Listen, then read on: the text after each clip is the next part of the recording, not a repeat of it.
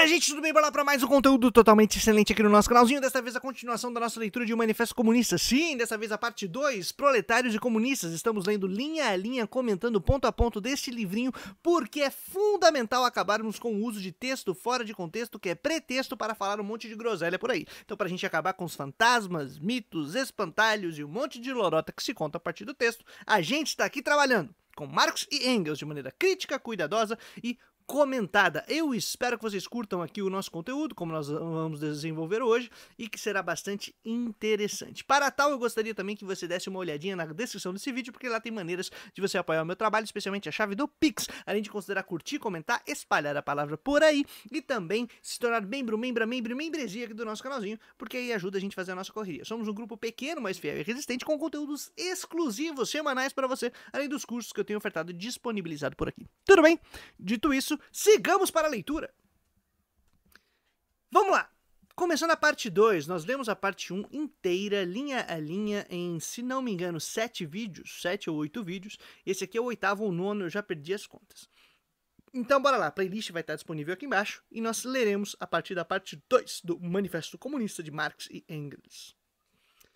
Qual a relação dos comunistas com os proletários em geral? Afinal, Marx e Engels, que se colocam essa pergunta. Qual é a relação dos comunistas com todos os demais proletários? Porque, aparentemente, nem todo proletário é um comunista. Mas os comunistas, provavelmente, são do lado dos proletários, ao que parece.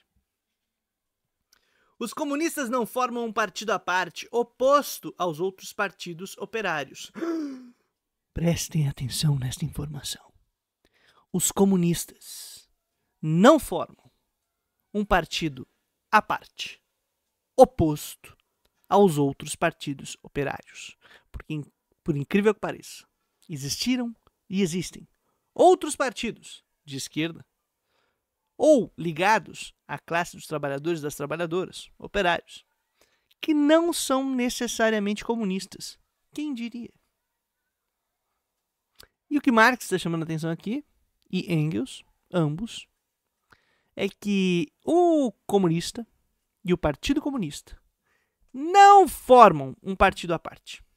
E se está se tornando um partido à parte, ou algo aconteceu na história que exigiu isso, ou nós estamos tomando caminhos equivocados. Então, coisas para nós refletirmos, né? Porque, afinal, esse texto aqui também não é a Bíblia, né? Não é um... Eu sou religioso, então a Bíblia tem um grande valor para mim. Mas não é um texto aqui canonizado em que nós não podemos discutir, né, doutrinário e dogmático. Então, temos uma proposta, uma análise do período em que Marx está vivendo, em que ele diz, olha, a organização do partido aqui não é para ser oposto aos outros partidos operários. Então, para que faria Marx em seu tempo? Para a gente entender o que está propondo, para ver se tem sentido hoje. Não tem interesses diferentes dos interesses do proletariado em geral. Não proclamam princípios particulares segundo os quais pretendam moldar o movimento operário. Isso eu acho muito interessante para a gente pensar hoje, né? O uso não é da política, do partido, ele não é necessariamente para moldar a luta dos operários. Então isso é muito importante, é para somar a luta dos operários. E aí Marx e Engels, óbvio, vão continuar aqui, dando dicas de como eles imaginavam o processo. Qual que distinguia, então, esse partido, né? Qual que é o seu caráter específico, se não é moldar moldar a luta operária e mesmo aí criar princípios particulares, senão que buscar princípios ou organizações que sejam mais universalizáveis, com pretensão de universalidade. O que será que acontece? Os comunistas se distinguem dos outros partidos operários somente em 2 pontos. Quais são os 2 pontos em que há distinção e não diferença? É importante isso, tá, gente? Diferença simples. Distinção não é o mesmo que diferença. Distinto, você percebe dentro de um mesmo grupo, um movimento, particularidades, características, que não há necessariamente uma ruptura, uma separação de um e outro.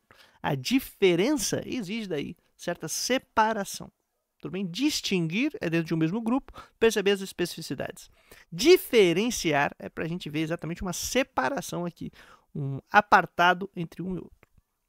Nas diversas lutas nacionais, os proletários destacam e fazem prevalecer os interesses comuns do proletariado, independentemente da nacionalidade. Aqui é uma distinção, então. Então, o que Marx está dizendo, e Engels, nas diversas lutas nacionais, os proletários destacam e fazem prevalecer os interesses comuns do proletariado, independentemente de suas particularidades nacionais.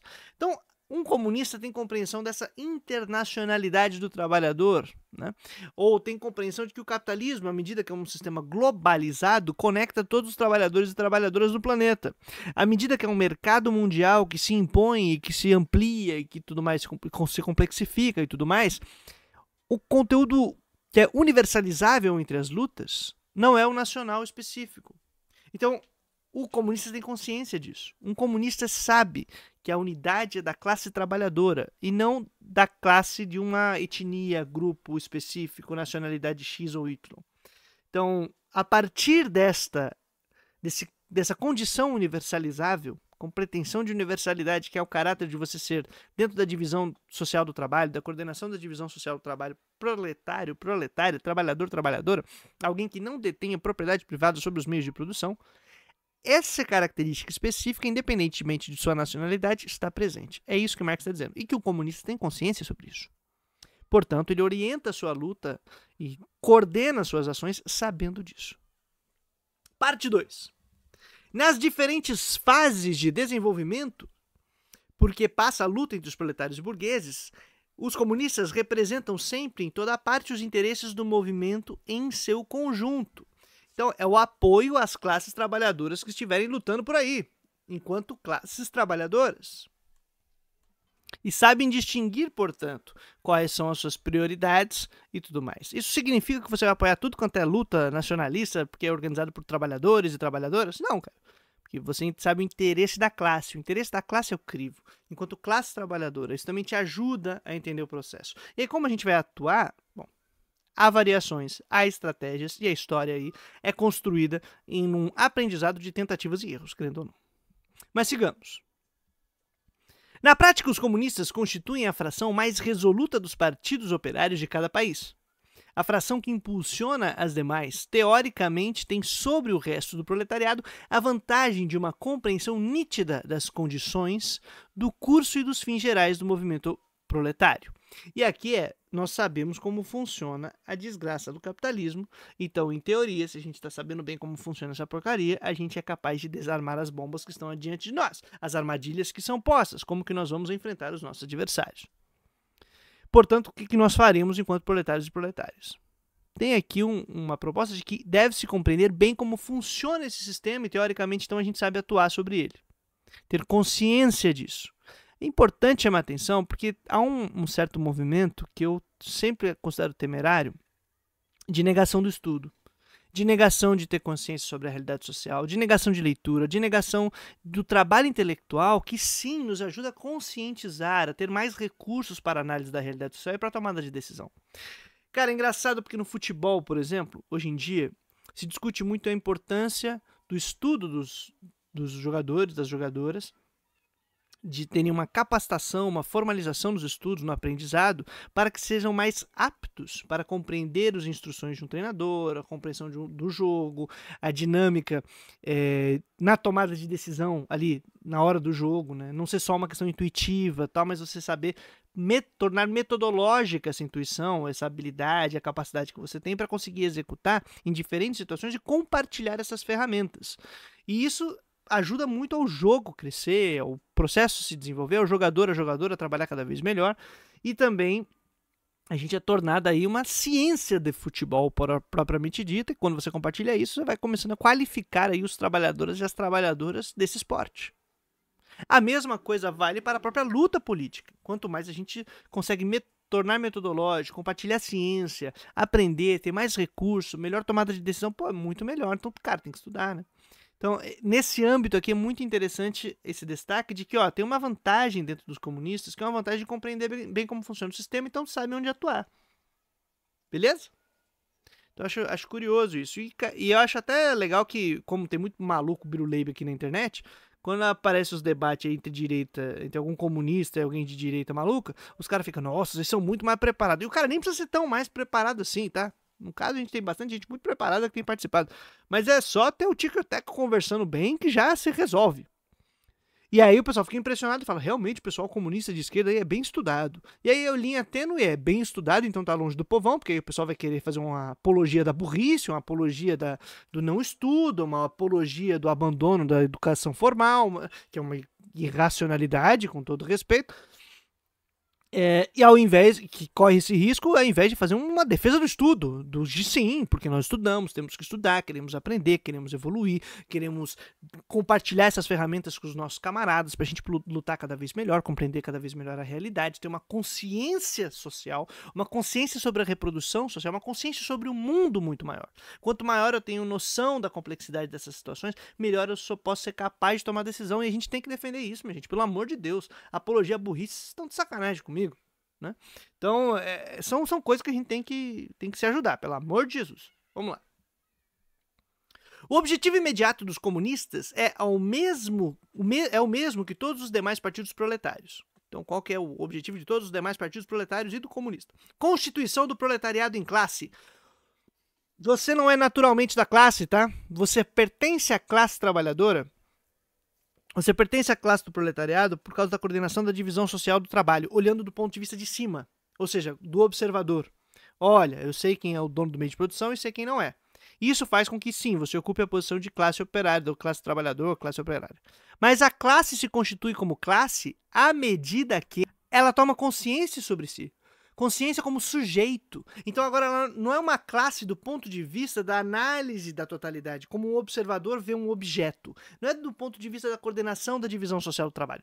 Ela é classe enquanto sujeito, que tem consciência sobre si, de seu lugar no mundo e atua em conjunto. Sujeito não é indivíduo. Sujeito não é uma pessoa. Sujeito é aquele ente, aquela entidade que atua, que age, que não está passiva, não é objetificada, não é um objeto passivo sob controle de quem é sujeito. O sujeito atua. Então aqui, cara, o Partido Proletário, para Marx, qualquer partido proletário, pretende constituir a classe proletária. Pretende garantir esse processo de conscientização de classe. Consciência de classe não é do ponto de vista do observador, do ponto de vista do sujeito, que sabe, portanto, quais são seus interesses, quais são suas necessidades, quais são as coisas que precisam ser realizadas para que a relação de dominação seja superada. E aí que tá. É importante ter isso em consideração, porque não é uma coisa natural. Tipo, você é da classe, não sei o que lá. Gente, não é uma naturalidade do processo. É entender a diferença de você ser, do ponto de vista do observador, um objeto que ocupa a posição de proletário, e do ponto de vista de classe, como classe que é sujeita da história, que atua, que age. É outra parada. Ter consciência dessa classe. Ser uma classe consciente. É outra parada. E essa classe consciente, né, pretenderia o quê? Derrubada da supremacia burguesa, espero que acabe mesmo, conquista do poder político pelo proletariado. Não nega a política, não nega o Estado, não nega a possibilidade de você executar poder, pelo amor de Deus. A execução de poder não é uma coisa negativa. Poder não significa necessariamente dominação, controle, violência, não sei o quê. Poder é todo o processo que nós nos organizamos para constituir e tornar possível a realização da nossa vida. A vontade de viver, ela é um poder, e não é um poder negativo, destrutivo necessariamente. Coordenar meios, criar instituições, criar mediações para realizar nossos projetos é executar poder. E executar poder muitas vezes garante a nossa condição de produção e reprodução da vida. Quando está alinhado com essa necessidade de realizar o necessário e fundamental para viver. Sobre isso é a minha dissertação, que na verdade quase virou uma tese, de mestrado, que estará aqui na descrição do vídeo, no livro Fetichização do Poder como Fundamento da Corrupção, publicado pela editora FI. Você baixa o PDF gratuito. Eu discuto exatamente esse tema. Pra gente, inclusive, desmistificar essa noção de que poder é violência, poder é dominação, não sei o que lá. Porque é tão fetichizado e tão mal compreendido que a galera meio pós-moderna, que abandona qualquer racionalidade, qualquer razoabilidade, que abandona discursos, que abandona a importância de se construir uma comunidade científica, um espaço de diálogo, fica só no... Tudo é poder, e aí poder significa eu ser violento, agressivo, chegar bancando, botando pau na mesa, batendo, derrubando tudo. É isso que quer ser poder. Isso é burrice, ainda mais se você é um indivíduo idiota fazendo uma atuação isolada e não coordenando como classe, que pensa, que é consciente, que atua e que realiza as mediações necessárias para garantir a produção e reprodução da vida, que é sempre em comunidade e não na brabeza de um indivíduo isolado. Pelo amor de Jesus Cristo. Mas tudo bem, vamos lá. As proposições teóricas dos comunistas não se baseiam de modo algum em ideias ou princípios inventados ou descobertos por este ou aquele reformador do mundo. Preste atenção nisso. As ideias comunistas não se baseiam de modo algum em ideias ou princípios inventados ou descobertos por este ou aquele reformador do mundo. Não é São Marx. Não é São Marx e Santo Engels. Não é. Marx encontra e descobre os nexos fundamentais de como funciona a sociedade capitalista. Ele cientificamente descobre essa dinâmica. Isso significa que ele prescreveu como deveria ser o comunismo? Não. Ele profetizou? Ele é o vidente? Ele é o profeta? Não. Ele é um cientista social que nos dá um instrumento para realizar e transformar a realidade. Nessa realização de projetos e transformação da realidade, a gente vai fazer o que foi programado como realização do Reino dos Céus? Não. A gente utiliza como meio para aperfeiçoar e desenvolver nossa consciência, nossa ciência e a própria produção e reprodução ampliada de conhecimento, de saber sobre o mundo. E aí como a gente vai atuar de cada vez melhor. Então se Marx disse aqui, por exemplo, olha gente, tem que ser internacionalista e tal, não sei o que lá. Mas no processo da história, a gente descobre que, olha, mas o caráter nacionalista ele sempre pesa muito. Então a gente tem que repensar ou entender como a gente pode compreender isso, né? Qual é o significado disso. Como a gente vai entender a estrutura da internacional comunista, sabendo que as realizações são limitadas em determinados âmbitos, em que a gente passou por processos distintos no desenvolvimento da história. Como a gente trata isso? Ou que nem no vídeo anterior que a gente falou sobre a fragmentação do trabalho hoje, que não necessariamente garante aquilo que Marx tinha percebido como uma associação entre os proletários. Na verdade, o contrário, foi uma reação muito inteligente e forte do sistema que nos deixa cada vez mais fragmentados, isolados e sem esses espaços de associação. Então a gente tem que criar outros. Então não é um profeta, não é o sábio, místico, mágico falando sobre a parada. É propondo. Então a gente não vai seguir Marx e Engels à risca. Tipo, mas Marx falou que tem que superar todas as relações mercantis. Eu também acho, seria excelente, mas a gente descobriu na realidade que não dá para fazer isso da noite pro dia. E pior, que talvez não dê. Talvez seja impossível. Talvez. E se for, como nós fazemos então uma organização na história, dentro das condições de factibilidade reais, em que nós façamos intervenções sistemáticas no mercado, diminuindo cada vez mais os espaços da circulação de mercadorias, que talvez a gente não supere no limite plenamente. Mas então, a partir do que a gente sabe de como funciona, que faremos do melhor possível e ainda do factível necessário. Então, é isso, não é tratar como seita, cara. Não é uma seita, mano. Não é uma seita, mina. Não é, velho. Beleza? Não é religião marxista. É ciência. Guardem isso no coraçãozinho de vocês. E nós seguimos o nosso papo em um próximo vídeo. E eu espero que vocês estejam curtindo a nossa leitura. E sigamos, minha gente, trazendo a boa nova todo dia útil até a vitória final. Valeu!